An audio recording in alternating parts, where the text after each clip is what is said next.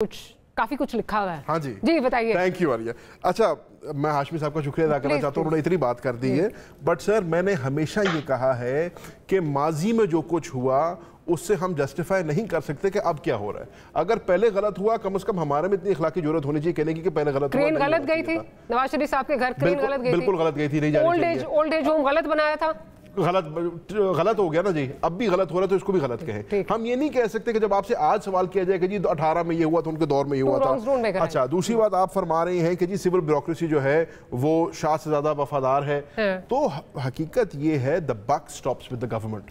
And of the day जो भी हुकूमत वक्त है, ब्यूरोक्रेसी भी आप ही के नीचे आती है ना, आपके मातहत है, तो आपके साथ बक स्टॉप करता है। ये आप नहीं कह सकते कि हुकूमत होते हुए कम से कम आप ये नहीं कह सकते कि जी ब्यूरोक्रेसी ने कर दिया होगा और वो ज़्यादा वफादार बनने की कोशिश करे होंगे, तो this will not, we will not let this slide. ये एक बहुत बड़ी एक आपने हाशमी साहब पॉइंट ऑफ व्यू, आपने उनकी दीगर जो उनके हैं, तीसरा जो मेरा मासूमाना सवाल है, जो मेरा मासूमाना सवाल है इनसे, वो ये है कि बड़े साहब को कह रहे थे, खुश कह रहे थे, तो बड़े साहब कौन है? क्योंकि आप तो बड़े साहब भी बहुत सारे हैं ना।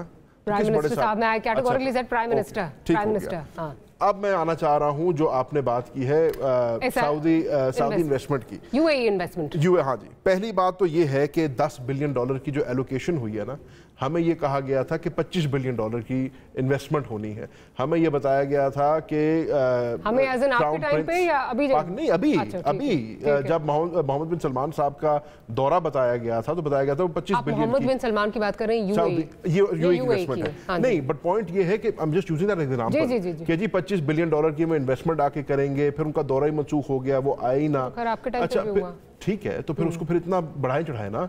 फिर सऊदी फॉरेन मिनिस्टर आए, सऊदी फॉरेन मिनिस्टर यहाँ पे तशरीफ लाए और वो आए, मुलाकात हुई, गुफ्तगू बर्खास्तन हो गया। वही वाली बात जो आमिर जाज साहब कह रहे हैं, कोई MOU नहीं साइन हुआ, कोई लेटर ऑफ इंटेंट नहीं आया, कोई हमें टेंजिबल चीज नहीं नजर आ रही। बातें करने को है, बड़ी अच्छी बात है, हम चाहते हैं मुल्क में इन्वेस्टमेंट हो, पाकिस्तान तहरीक इंसाफ तो चाहेगी कि फॉरेन डायरेक्ट इन्वेस्टमेंट मुल्क में हो।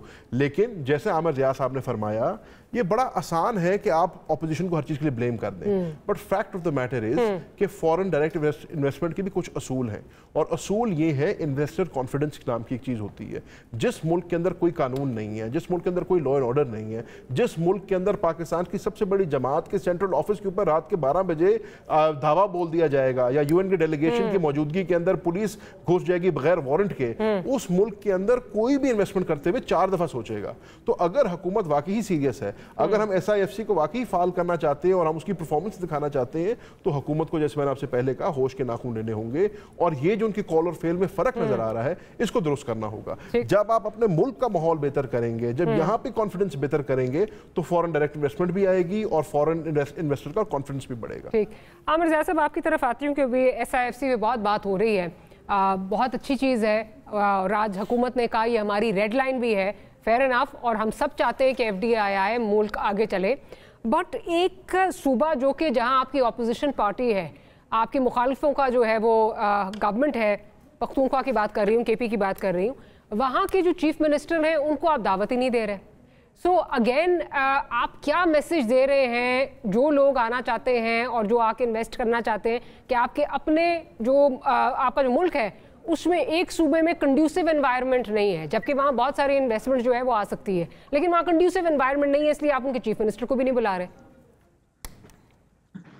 सबसे बड़ी बात ये कि जो समझना चाहिए कि आप बड़ा जब मंजरनामा देखते हैं ना, तो उसमें जब तक आप अपने मुल्क में गैर यकीनी सूरत हाल रहेगी और सियासी हिद्दत इसी तरह की रहेगी, तो कहीं पर भी जो है सरमायाकारी का आपका ट्रेंड नहीं बनेगा। जो आपके दोस्त मालिक मदद भी करना चाहते हैं वो मदद करने से कासिर रहेंगे, क्योंकि हम अपनी मदद करने के लिए तैयार नहीं है। हमारे बड़े बड़े जितने ख्वाब हैं वो वैसे के वैसे ही जो है उनकी ताबीर हमें नहीं मिल सकती। तो पहली शर्त ये होती है, जो रास्ता है माशी तरक्की का वो सियासी इस्तेकाम से होकर गुजरता है।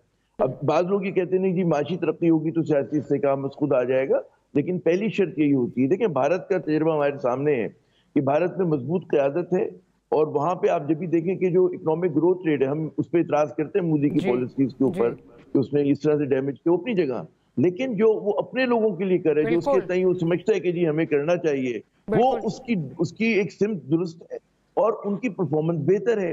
पाकिस्तान जो कई मामलों में भारत से बेहतर हुआ करता था, और बहुत पुरानी बात नहीं है, ठीक है ना। लेकिन आज जो है वो लगता है कि हम लोग बिल्कुल रेडरलेस हो गए हैं और मोदी हर तकरीर में जो है पाकिस्तान का फुलका उड़ा रहा होता है, मजाक उड़ा रहा होता है और हमारी तरफ से जवाब भी नहीं दिया जाता मौसर तौर पे। तो हमारे लिए लम्हाए फिक्रिया है कि एक पाकिस्तान 24-25 करोड़ का मुल्क है, न्यूक्लियर ताकत है, ठीक है ना, और बड़े टैलेंटेड लोग हैं हमारे, मजबूत हमारी फौज है, यहाँ पे बड़ा बड़ा मतलब पोटेंशियल है। हम क्यों इन हालत में आ गए? तो जो उसकी हालत में आने की बड़ी वजह हमारा हुक्मरान शराफिया की नाकामी है कि वो तजादात को हल करने से कासिर है। देखिए, रियासत को अगर आगे बढ़ना होता है तो उसको अपने कंट्रडिक्शंस को रिजॉल्व करना होता है, वो हम लोग कर नहीं पा रहे हैं और हम बार उसी मतलब है उन पुरानी चीजों में फंस जाते हैं।